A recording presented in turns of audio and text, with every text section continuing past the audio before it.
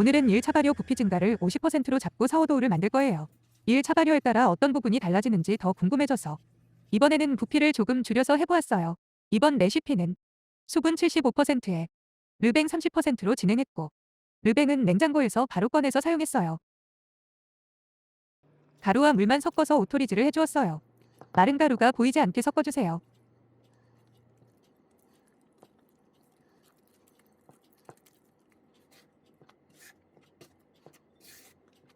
밀가루를 섞을 때는 치대거나 비빈다는 느낌보다 스크래퍼로 끊어준다는 느낌으로 섞어주시면 편해요.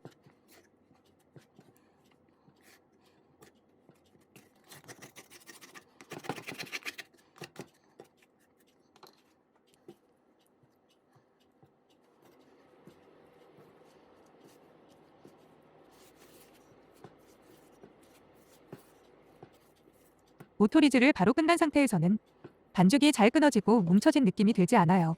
손으로 반죽하면 저도 손가락에 반죽이 묻어요. 대신 저는 손을 손바닥까지 전체를 사용하지 않고 손가락 위주로 사용하는 편이에요.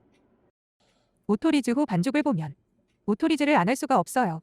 특히 손반죽일 경우는 더욱 도움이 되는 것 같아요.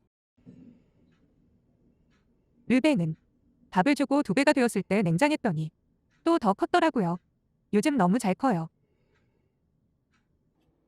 르뱅과 소금을 넣고 섞어주었어요.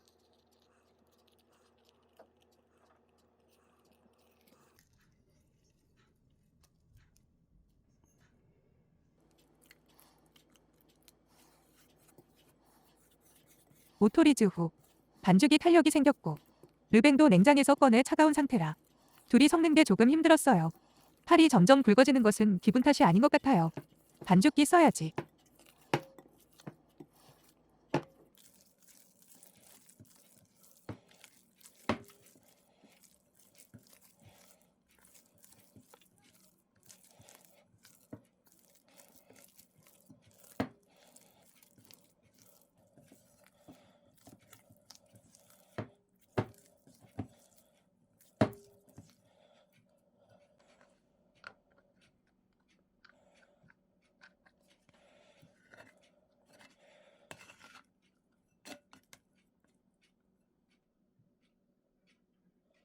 반죽 온도는 23도였고 부피를 보기 위해 통에 담았어요.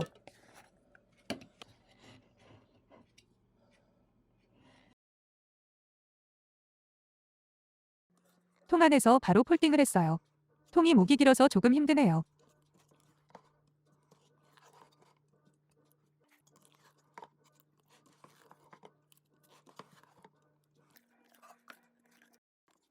(30분) 간격으로 폴딩과 라미네이션을 이어갔어요.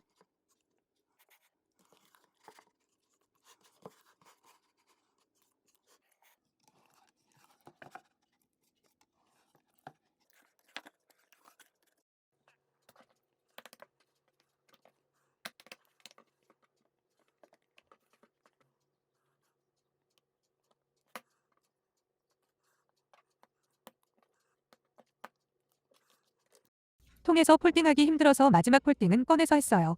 폴딩 후에도 반죽의 부피 차이는 크게 없었어요. 처음에 퍼져 있던 반죽이 보기에는 중앙이 솟아오르고 가장자리가 조금 더 내려간 느낌이 들었어요. 반죽이 처음 시작 전보다 50% 정도 올라왔을 때 분할했어요. 마지막 폴딩 후 약 1시간 반 정도 걸린 것 같아요. 시간은 절대적인 것이 아니라 각자의 환경과 온도에 따라 차이가 있을 수 있어요.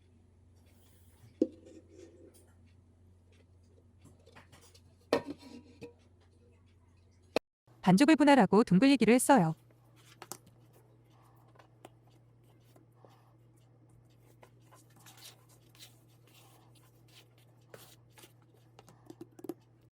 반죽을 탄력 있게 당겨주면서 성형을 해주었어요. 성형 후에는 24도 실온에서 발효했는데 1차 발효 때 부피가 이미 커진 상태이기 때문에 2차 발효는 생각보다 짧게 할 수 있었어요. 50분 후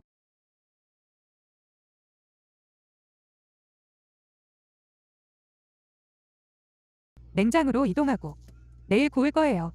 요즘 르뱅이 냉장에서도 너무 잘 자라 반죽도 냉장해서 혹시 더 발효될까봐 조금 불안하네요. 냉장 온도도 3도로 낮췄어요.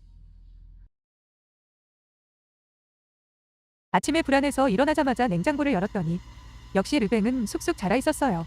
혹시나 반죽도 더 커져서 과발효가 되었을까봐 걱정이 되기 시작했어요. 눈으로 보는 부피에는 큰 차이가 없어서 일단 안심하고 냉장에서 꺼내서 바로 구웠어요. 1시간 전부터 예열한 오븐에 반죽을 넣고 얼음 큐브를 넣었어요. 볼륨도 통통하고 빵도 가볍고 전체적으로 귀여웠어요.